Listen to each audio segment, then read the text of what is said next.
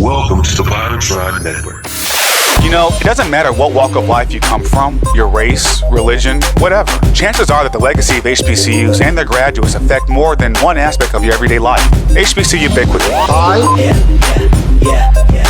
Welcome aboard. Welcome to another episode of the new HBCU ubiquity. I'm your host, Thomas Joyner Jr. Question. Besides the topic of this week's episode, can you name any of the HBCU divinity and theology schools? You know, for over 140 years, historically black colleges and universities, or HBCUs for short, have been training black preachers through a variety of academic programs, including theology and divinity. Many of our notable pastors and preachers, past and present, have hailed from Wilberforce University, Lincoln University of Pennsylvania, North Carolina A&T, and the now defunct Bishop College of Dallas. And I'd be remiss not to mention the ITC, Interdenominational Theological Center in Atlanta, you know, on the Atlanta University campus. You remember, Gammon Theological, Morehouse School of Religion, Phillips, Mason, and Turner Theological. And let's not forget Johnson C. Smith Seminary in Raleigh, and of course, the Howard University School of Divinity in Washington, D.C. HU. In this week's episode, we'll talk with Dr. Yolanda Pierce, Dean of the HU School of Divinity. Besides describing her journey from undergraduate to becoming the first female Dean of Howard Divinity, we'll also talk about the history, present, and future of HBCU theology programs and how they coexist with the black churches. While we're at it, we'll even try to squeeze in some current political and social issues in this week's conversation. You know, from time to time, I like to use this podcast to highlight what I feel are some of the hidden jewels of HBCU culture, and I'm sure that you'll find this week's episode both informative and enlightening. Now, hold up. Spoiler alert, you probably won't get much spiritual uplift from this episode, so don't count on this to be a justification for attending Bedside Baptist this weekend. Anyway, thanks for listening, and let's get started. Welcome to another episode of HBCU Ubiquity on the PodoTron Network. Welcome back to the new HBCU Ubiquity. I'm joined now by the Dean of the Howard University School of Divinity, Dr. Yolanda Pierce. Good afternoon, Dr. Pierce. How's everything in Washington, D.C. today? Wonderful. Good afternoon to you. Dr. Pierce, for the benefit of our listeners, can you describe how Howard School of Divinity began? So Howard University School of Divinity is, in fact, a part of the HBCU story. Many historically black colleges and universities actually started off not originally as colleges, but as seminaries, as training grounds for ministers and teachers. So Spelman College was once Spelman Seminary, the same for Morehouse. These were places that were conceived of to actually educate and train clergy whom this generation of African Americans felt would be absolutely critical for helping to train more widely and educate more widely Black people. So Howard University School of Divinity is part of that legacy. We are one of the oldest schools at Howard University. We are about to celebrate our 150th anniversary in the year 2020. Congratulations. Thank you. It's very exciting to be dean at the time that we're celebrating 150 years. A group of Congregationalists, they were Congregationalist ministers and lay members, were the first to literally sow the seed money into Howard University School of Divinity. It was initially called the School of Religion when it was founded in 1870, but eventually it became the School of Divinity. And like I said, it's celebrating its 150th anniversary. It is now one of only 6 historically Black theological institutions, we call them HBTIs, that are accredited by the American Association for Theological Accreditors. So there are only now, out of originally well over 100 HBCUs that were training grounds for ministers, we are now down to only 6 of them existing that are ATS accredited. And to go back to something you just mentioned earlier, Dr. Pierce, when you mentioned the laymen, the clergy pulling their funds together to establish the seminary, were these all white or were freedmen part of this as well? There were freedmen, and there were certainly white clergy members and white laity, very similar to the history of Howard itself, right, which is that you have some very key figures in the white community who financially helped to support the school, who really had at heart the mission of educating this first and second generation of people of African descent right out of slavery. But you also had very influential African American ministers and lay persons who were very interested in establishing an educated clergy. Right.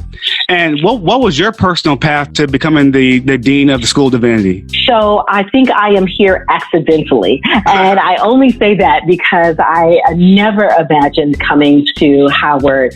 I spent 10 years of my career as a faculty member and then later administrator at Princeton Theological Seminary. I made the transition from Princeton to serving as the founding director for the Center for the Study of African American Religious Life at the National Museum of African American History and Culture, NAMAC, the Smithsonian. Yeah. And so from there, the opportunity opened up to become dean at Howard. I actually had never attended an HBCU. I had, though, taught at ITC, which is the Interdenominational Theological Center in Washington, D.C. So it's a little bit of serendipity and God's grace that I am here at Howard. I have a PhD. I am a trained scholar of African American religious history and womanist theology. And I'm proudly serving as the first woman as dean in the school's 150-year history. Out of 16 deans, I'm the first African American woman. Well, congratulations. And just like, Black preachers using words like serendipity. We always use the big words. Our preachers. The big words. That's right. That's part of the Black church. And speaking of the Black church, now I got to ask this, Dr. Pierce, how would you describe the School of Divinity's role in the overall history of the Black church in America? So theological education has been critical in the training of ministers for the African American church, and Howard Divinity has certainly been a part of that, particularly here on the East Coast in the DMV area, but up and down the East Coast. We have so many clergy who have been trained here at the Divinity School. But I also want to point out, particularly as theological education is shifting, that Howard University School of Divinity has shifted as well. Only about 50% of students who earn an MDiv, which is the first professional degree for clergy, only about 50% of students who earn that degree nationwide actually go into ministry. And the same is true here at Howard. So 50% of those folks feel that they have a calling to do ministry at whatever level, usually at a church. But the other 50% have a vocational calling that doesn't necessarily take them to the church. And so they end up at social justice organizations. They end up doing direct social justice work. They end up doing chaplaincy. We are training, and we have always been training hospital and hospice chaplaincy. Many of the chaplains who are chaplains in the local prison and jails in the DC area are Howard University School of Divinity alum. I would say that what's different and unique about the Divinity School at Howard is that it is non-denominational. It doesn't have any particular denominational affiliation. And as a divinity school, not a seminary, its mission is to train people in the area of Black religion. So we have a population of Muslim students, Black Muslim students, and we offer a concentration in Islamic studies. And anyone is welcome to study here regardless of their faith tradition. So while the vast majority of our students are Christian, we have a number of students who are Muslim, and we are open to all. And over the years, we've had students who are Buddhists and atheists and all other varieties of religion. Dr. Pierce, thank you for that. And that was a lot. I wanted to unpack a little bit of that, bit by bit. First off, you used the word calling, and in preparing for this conversation, I was wondering, do you have to have a quote unquote calling? And I'm using that term from the traditional Black church to attend seminary or divinity school? I think that what we would like to see here are people who have a sense that there's a difference between vocation and a job. So a job is what we all do to pay our bills, right? Bills are very real and we all have financial obligations, and so we have jobs.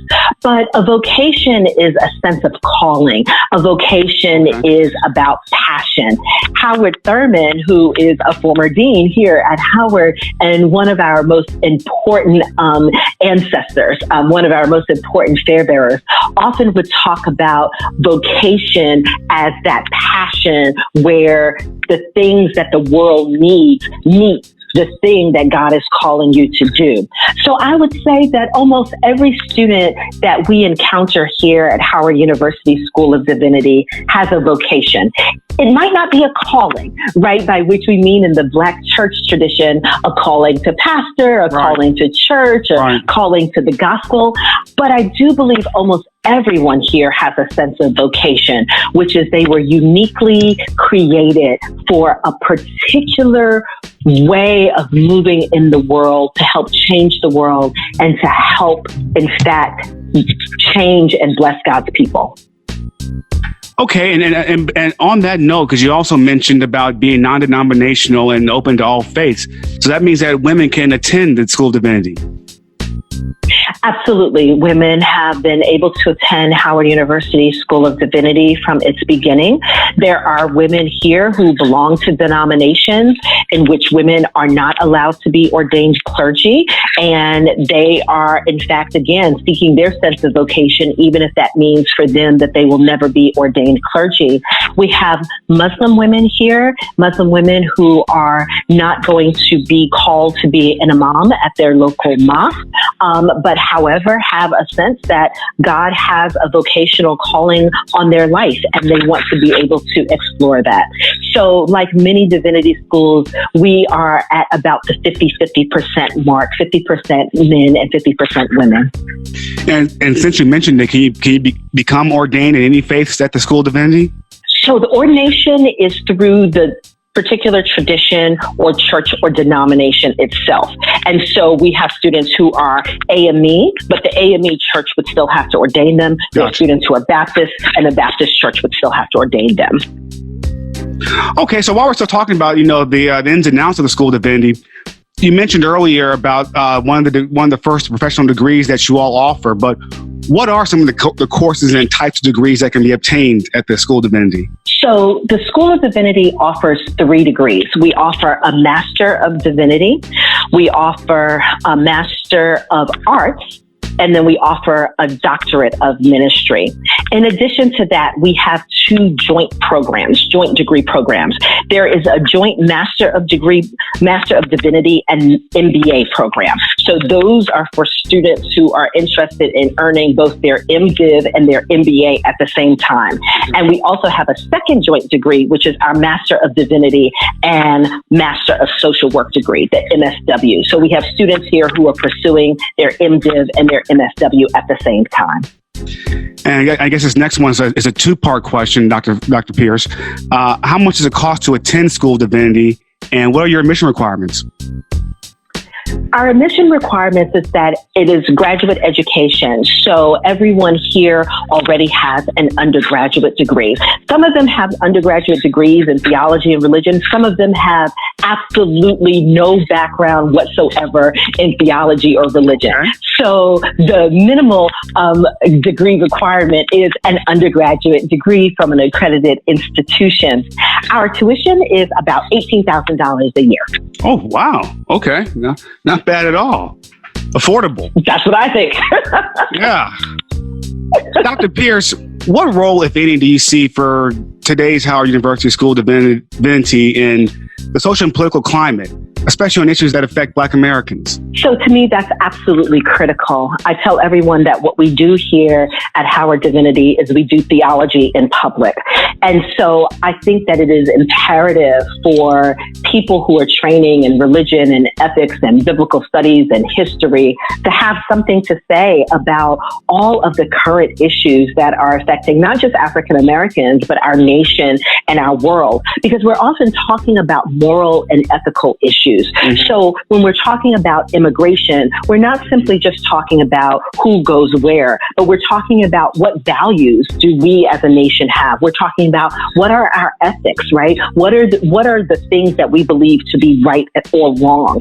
And so for me, it is absolutely critical that any student at a seminary or a divinity school is willing and able and is being trained to speak on some of the most contentious issues of our day, from racism to poverty to homelessness to immigration to rights for the LGBT community. Yeah. That is in fact what we are training students to do. So then, Dr. Pierce, would you consider the School of Divinity a catalyst for social and or economic change in the local community? Absolutely. I look at where many of our alumni are, where many of our graduates go. Again, if only 50% of our students are leaving here with a primary call to parish or church ministry, the other 50% are finding their vocational callings in many different places.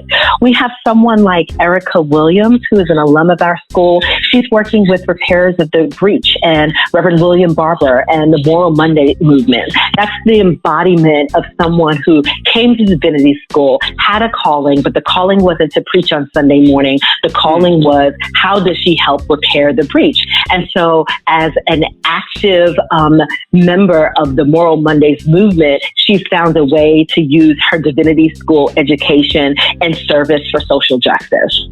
Dean Pierce, do you have a feel for how many of your students come from Howard or other undergraduate HBCUs? I would say a significant portion come from HBCUs, not so many from Howard, and in a certain sense, encouraging students to go someplace else, I think is a good idea. Although I would love to see more Howard undergraduates at Howard University School of Divinity. So I hope that continues to increase while I'm dean. We have students certainly from many of the HBCUs. You go anywhere and there are Morehousemen and they'll let you know that they are here and in the house, or Spelman or Claflin or Cheney, or many of the schools that have been a part of like this historically Black theological legacy. So a significant portion, I would say the vast majority of our students certainly come from the DMV area, but I would imagine that at least a third of the students have a background from an HBCU. Well, I know in closing, or before I close, Dr. Pierce, before we were talking, I was giving you a little bit of background about this podcast and about, one of the reasons why I enjoy doing this, and the reasons why I enjoy doing this is things like today, when I learn new things that in my 22 years experience with HBCUs, I didn't know before. For example, as you said a couple times, HBTIs, historically Black theological institutions. And I know of them because I'm actually wearing a ITC Atlanta shirt right now. But I've never heard the term. Yeah. So in closing, Dr. Pierce, I'm sure I know the answer to this, but I want to hear from to listeners from your words. Do HBTIs need more support from HBCU alums? And if so, how can we help? Absolutely. We desperately need more support from HBCU alums, even if they have no particular personal interest in theological education. So I mentioned that there are 6 accredited HBTIs. That was just our terminology to talk about the fact that we are historically Black and we're also theological institutions. We are the oldest of some of the HBCUs. And because the fact that we are classified as religious organizations, we actually don't receive federal funding, some of the federal funding that many HBCUs receive. So that makes it for us very difficult financially. And so the support of all HBCU alum everywhere for the 6 remaining HBTIs is absolutely critical. The alums of the institutions themselves, and also the general public, because there has to be a place where there's the intersection of religion and race, or the intersection of faith and race. And HBTIs are doing that. And so in addition to Howard, there's ITC, there's Hood, there's Shaw, there's Payne, saying, these are our schools. This is our legacy. And we want to be able to maintain that. And we absolutely need not just the financial support, but we need the HBC community to know that we're here, we're doing great work. A place like Howard University School of Divinity, we produced a Howard Thurman, we produced the Benjamin Elijah Mays, we produced some of the greats of the HBCUs, Wow. but many of them don't recognize that they were trained as ministers, they were trained as theologians. I think about the fact that Howard Divinity School produced someone like a Richard Smallwood, right? So this Grammy Award-winning, incredible musician, he's an alum of our school. So we're producing people who are operating in the public realm, who are operating in faith-based organizations and communities, who are doing entertainment, and they're proud products of HBCUs. Well, Dr. Pierce, Howard School of Divinity is fortunate to have you. You spoke that very well, and you convinced me. As somebody that is often shouting out Howard throughout this podcast. I mean, the listeners know I say HU every time I get a chance. But exactly. Right. And we're fortunate to have somebody like you at the helm of School of Divinity, especially in this precarious times and these times when we need, like you said, that intersection of education and faith to be as prominent as possible. We need people who are willing to be prophets. Yes. And I'm using that term deliberately because we understand the prophetic voice is not, telling the future. The prophetic voice is someone who is daring to risk speaking out loud in public, telling the difference between right and wrong, holding on to a certain set of moral standards and ethical guidelines. And we need prophetic voices now more than ever. And it is my hope and my prayer that a place like Howard University School of Divinity is producing those prophetic voices who are standing in the public realm and saying, we will not be moved. And the intersection of race and faith is absolutely critical for this nation. Well, Dean Yolanda Pierce, thank you very much for this today. And we wish Howard University School of Divinity all the success possible. Thank you so much. I've so enjoyed the conversation, and blessings to all your listeners. Thank you. And we'll be back with more HBCU Ubiquity. This is Thomas Joyner Jr., and you're listening to the new HBCU Ubiquity. Welcome back to the new HBCU Ubiquity.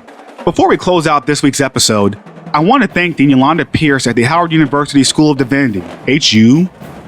As we embark on an election year in a new decade, theology and divinity deans like Dr. Pierce don't have much spare time, and getting this interview confirmed on her calendar was no small task.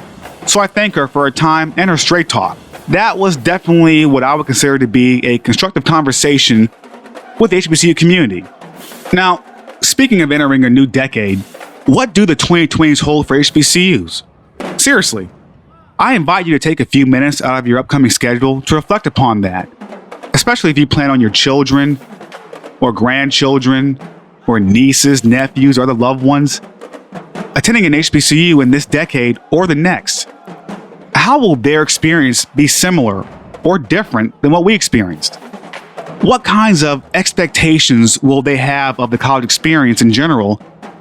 And how will our schools be able to meet those expectations?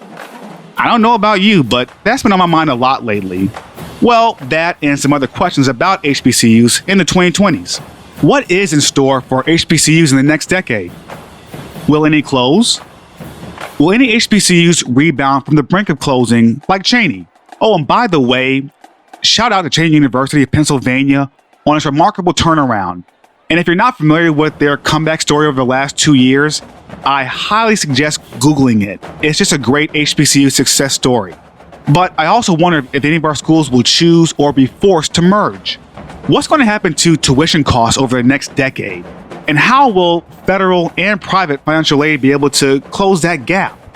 Will our schools continue to enroll a largely African-American population, or will the student bodies of these HBCUs diversify along economic lines instead of racial lines? 10 years from now, how many students will be attending the physical campuses of HBCUs versus those taking HBCU courses online?